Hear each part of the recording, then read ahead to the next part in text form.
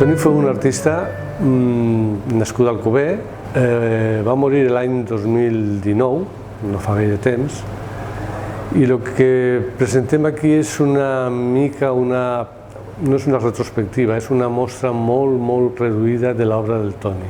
A banda de ser un pintor molt prolífic, era una persona que amb cada una de les obres que creava posava aquell sentiment que a l'hora de mirar-la, i això s'observa ara també, a l'hora de mirar l'obra, transcendeix, vull dir, que ens impregna, que ens diu alguna cosa.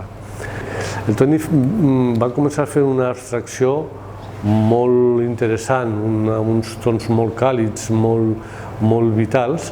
També s'ha de dir que en aquesta primera època era molt fos en els seus fondos perquè les motxilles que portem cadascun de nosaltres quan comencem a manifestar el que portem dins, ho manifestem d'aquesta forma. Quan nosaltres vam inaugurar el Cafè Poetes al 78, el Toni va fer el cartell de la porta d'accés a Poetes. És un original, un quadre que ara està aquí l'original, que és el Buster Keaton manipulat. Va ser de les primeres coses que es van fer. Després tota la consecució que va haver a partir d'aquell punt va ser, el Toni al principi no va exposar a Poetes perquè va fer tots els murals de les parets, i en fi, tenia moltíssima feina, però a partir d'aquí ell va continuar treballant, va ser molt prolífic a tots els nivells. Va fer una gran obra a nivell de cartells. Hi ha cartells simbòlics com aquell de militar deixeu-nos en pau, que es va utilitzar per la campanya d'insumissió. Hi ha una secció que està dedicada, aquí hi ha alguna mostra, que està dedicada a fer retratos de persones que per a ell eren significatives, amics.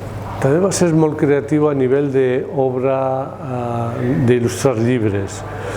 Aquí hi ha una mostra de 6 o 7 llibres que en cada una de les pàgines hi ha una imatge de Toni.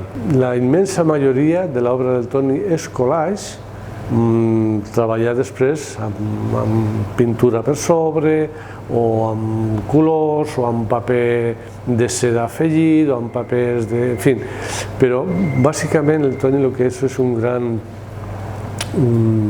pintor que va dedicar tota la seva trajectòria a fer collage.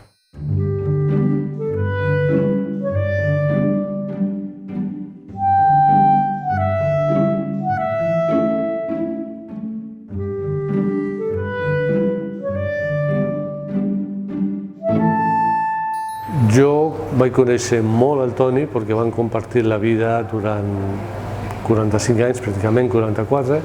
Jo soc la seva parella, van muntar el Cafè Poetes junts, van conviure junts i tot el seguit de la seva obra jo l'he viscut de molt a prop.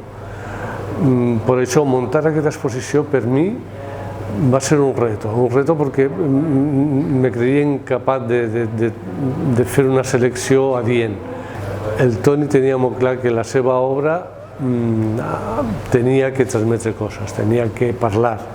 I jo crec que en aquesta exposició queda molt clar que l'obra parla i que es parla d'una forma molt contundent.